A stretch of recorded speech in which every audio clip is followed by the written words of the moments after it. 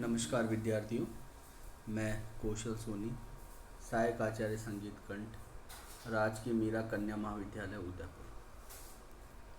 विद्यार्थियों, आज का हमारा जो टॉपिक है वो बीए प्रथम वर्ष के प्रथम प्रश्न पत्र के तीसरी यूनिट का पहला टॉपिक है, दूसरा टॉपिक है वादी, संवादी, अनुवादी और विवादी। विद्यार्थियों, हमारे भारतीय शास्त्रीय संगीत में जब भी हम किसी राग को गाते हैं तो उस राग में बहुत सी चीज़ें होती है, जैसे राग का वादी स्वर, राग का संवादी स्वर, उसमें कौन सा विवादी स्वर है, अनुवादी कौन से स्वर हैं।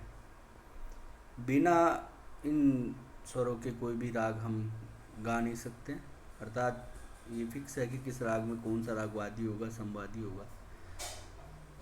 उन स्वरों का उस राग में जो महत्व है, उसी महत्व के साथ हमें वे राग गानी पड़ती है और उस स्वर का उतना ही महत्व रखना होता है जितना कि उस राग में उस स्वर का महत्व होता है। जैसे कि अगर कोई वादी स्वर है तो उसका सर्वाधिक महत्व उस राग में रखा जाता है। उसके बाद संवादी जो स्वर है उसका जो महत्व रखा जाता है राग में गाते समय।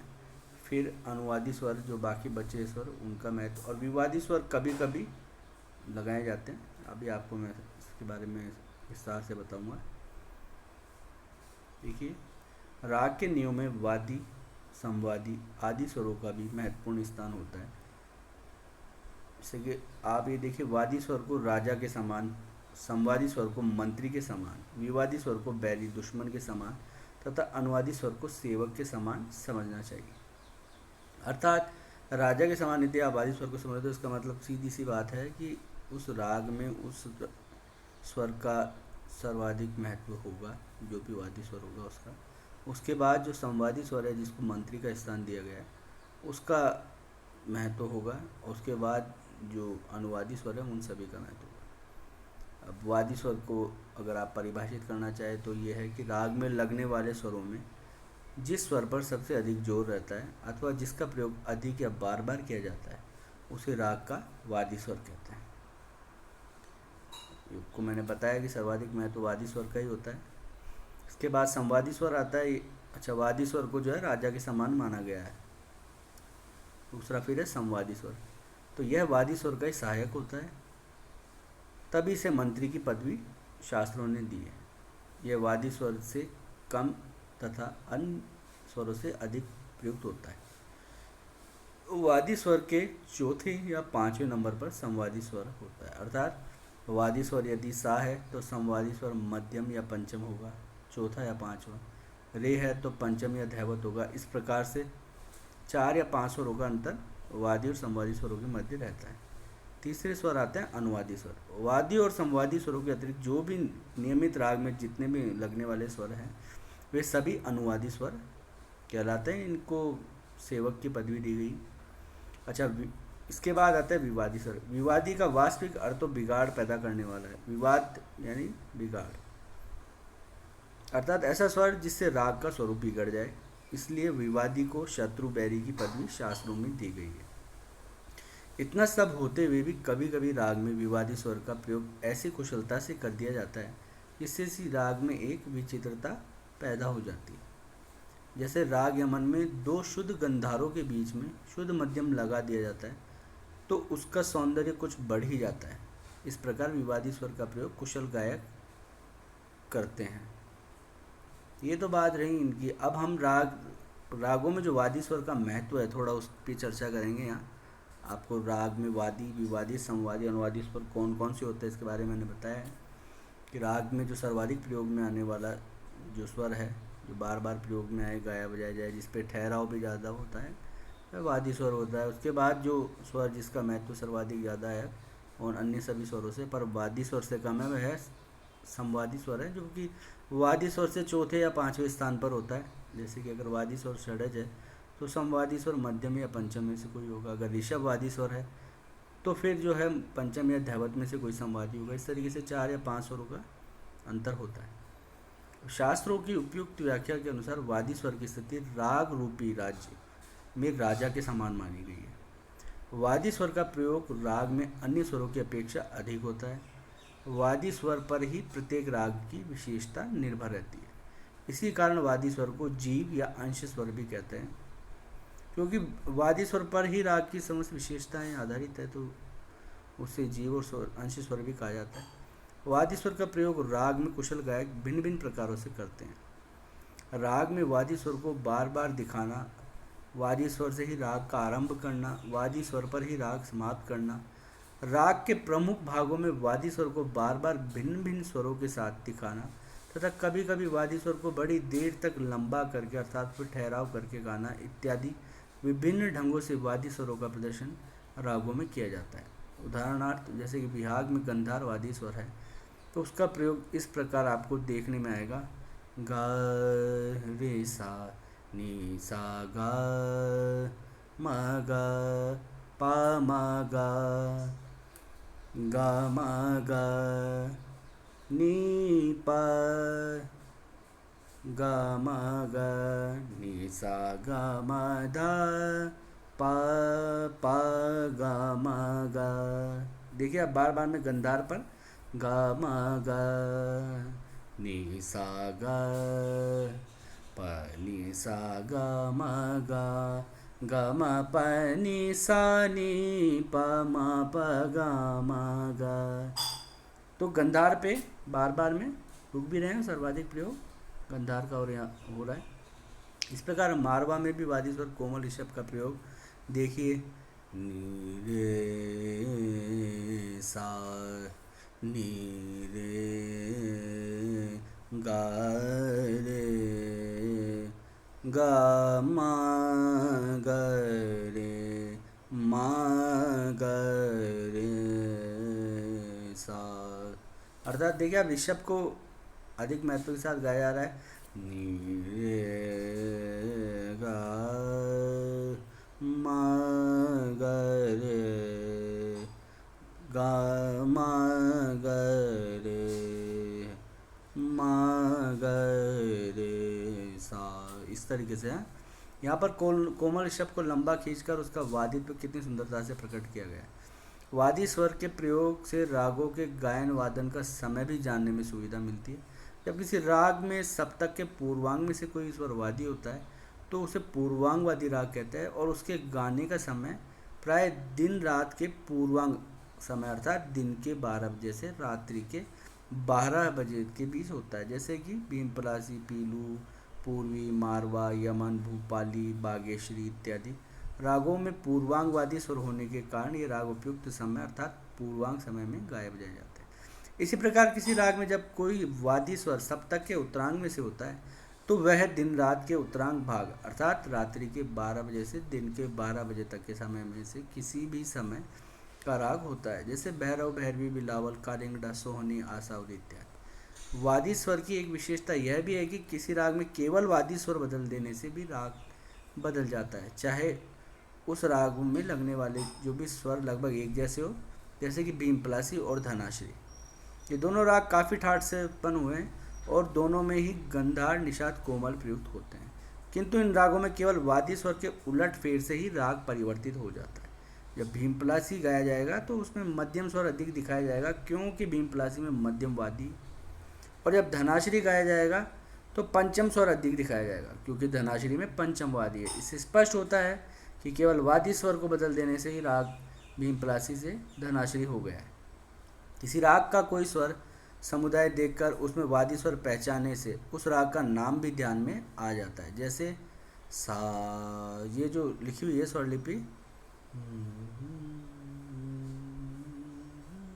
सा ग म ध नी ध सा नी ध प ग म ध प धा प ग म रे सा। इसमें दैवत स्वर विशेष रूप से चमक कर अपना वाद्य तो प्रकट कर ही रहा है। देखिए, सा ग म ध नी ध सा नी ध प ग म ध प धा प ग म रे सा। ठीक है, तो ये राग हमीर है, क्योंकि हमीर में वादी दैवत माना जाता है। वादी स्वर की सहायता से राग का विस्तार तथा राग की बढ़त भी दिखाई जाती है। जैसे मालकोल में मध्यम स्वर वादी है, तो देखिए उसके स्वर विस्तार में मध्यम किस तरह समाया हुआ है, सा नि सा सा मा म ग म द द नि द म ग ग म ग सा सा मा म ग म धा म ग म नी द म ग म। इस तरीके से मध्यम पे बार बार जो ठहराव है विवादी स्वर राग में वादी स्वर का महत्व बताते हुए जो वर्णन किया गया है उसके अनुसार निम्नलिखित सारी बातें विद्यार्थियों को याद रखनी चाहिए। जैसे कि वादी स्वर राग का प्रधान प्रधान स्वर होता है और राग रूपी राज्य में उसका स्थान राजा के बराबर होता है। वादी स्वर को ही संगीत शास्त्रों में जीव स्वर भी कहा जाता है, अर्थात इसी स्वर में राग के प्राण होते हैं। वादी स्वर से राग के गायन वादन का समय जाना जा सकता है। केवल वादी स्वर को बदल देने से कोई कोई राग भी बदल जाते हैं, चाहे अन्य स्वर एक जैसे हो राग में, परंतु यदि आपने वादी स्वर बदल दिया तो राग बदल जाते हैं। वादी स्वर पर राग का सौंदर्य निर्भर करता है। किसी स्वर में किसी स्वर समुदाय में वादी स्वर को पहचान कर यह बताया जा सकता है कि यह अमुक राग है। राग में लगने वाले अन्य सब स्वरों की अपेक्षा वादी स्वर अधिक प्रयोग में आता है। देखिए विद्यार्थी, ये सब तो वादी स्वर की बातें हुई हैं अभी, और इसको हमेशा आपको ध्यान रखना है, क्योंकि आपका जो संगीत विषय है वो सिर्फ थ्योरेटिकल नहीं है, आपको इसे प्रैक्टिकल भी समझना पड़ेगा। आप जब भी कोई राग गाते हैं तो आप खुद को आपको अनुभव करना पड़ेगा कि वास्तव में हम उसमें जो वादी स्वर बताया गया क्या हम उसको उतना उपयोग में ले रहे हैं जितना कि उसका महत्व उस राग में है। क्या हम उसको अलग अलग तरीके से वादी स्वर को अच्छे सौंदर्य से प्रस्तुत कर पा रहे हैं। तो क्या हम उसके साथ जो हमारे शास्त्रों में जो नियम है उसके साथ हम उसके साथ पूरी तरीके से वैसा ही व्यवहार बरत पा रहे हैं जैसा कि राग में वादी स्वर के साथ बरता जाना चाहिए। तो ये सभी आपकी जो प्रैक्टिकल क्लासेस होंगी उसमें अच्छे से आपको और समझ में आएगा, क्योंकि ये एक थ्योरेटिकल बात है कि वादी स्वर का महत्व क्या है, या वादी स्वर किसे कहते हैं, या वादी स्वर किस किस तरीके से राग में कितनी मात्रा में प्रयोग में आएगा, या वादी स्वर को बदलने से क्या राग बदल जाते हैं, या वादी स्वर से क्या राग का गायन समय निश्चित है, या ये सभी चीज़ें एक थ्योरेटिकल है। परंतु आप जब प्रैक्टिकल जब गाएंगे तो वादी स्वर का वास्तव में कैसे हम प्रायोगिक उपयोग करते हैं राग को गाने में, तो ये आपको तभी प्रैक्टिकल क्लास में सीखने को मिलेगा। अब राग में विवादी स्वर का भी प्रयोग होता है। विवादी स्वर भी जो है अच्छे जो गायक होते हैं, जो कि हमारे अच्छे जो आर्टिस्ट हैं क्लासिकल संगीत के, वे सभी विवादी स्वर का प्रयोग करके एक विचित्रता राग में सौंदर्य उत्पन्न कर देते हैं।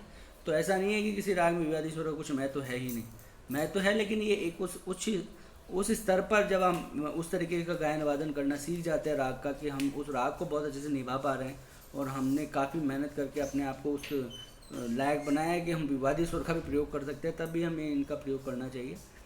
तो फिर भी मैं आपको विवादी स्वर के बारे में कुछ बताता हूँ यहाँ, कि शास्त्र नियम के अनुसार राग में विवादी स्वर का प्रयोग वर्जित है, किंतु उसका अल्पत्व रखते हुए थोड़ा सा प्रयोग तान इत्यादि में करने की आज्ञा भी शास्त्रों में पाई जाती है।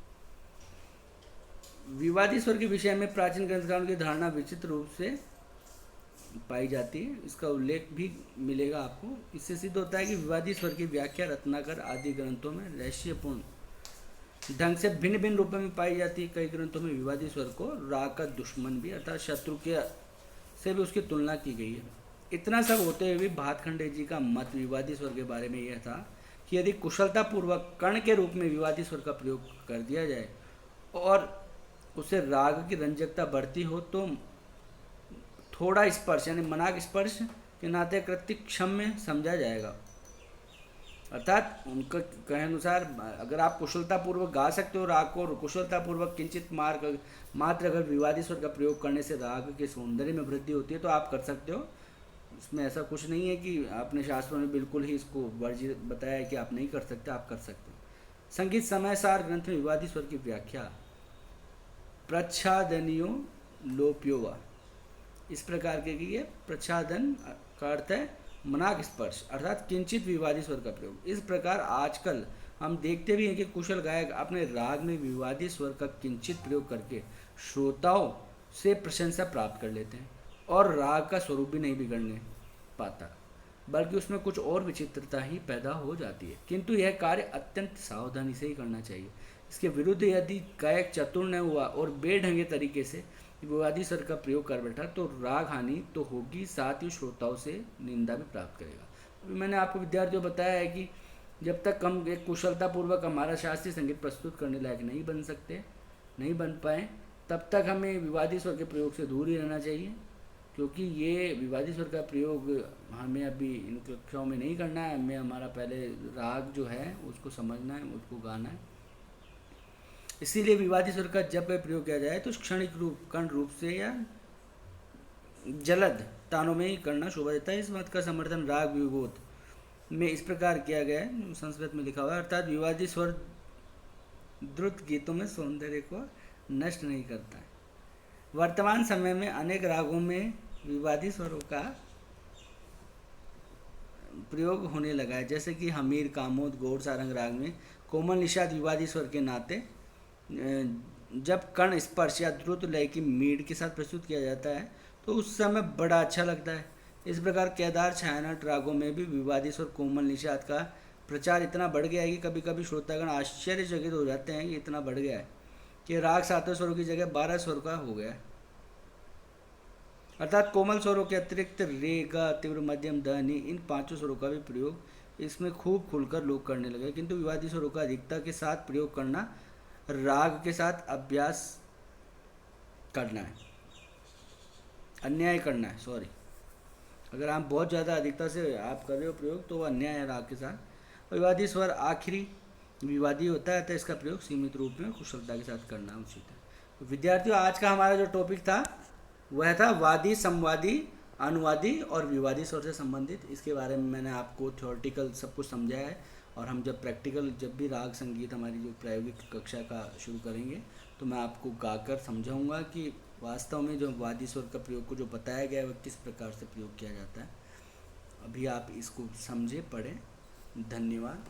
आगे क्लासों में आपको और भी इसके बारे में बताया जाएगा।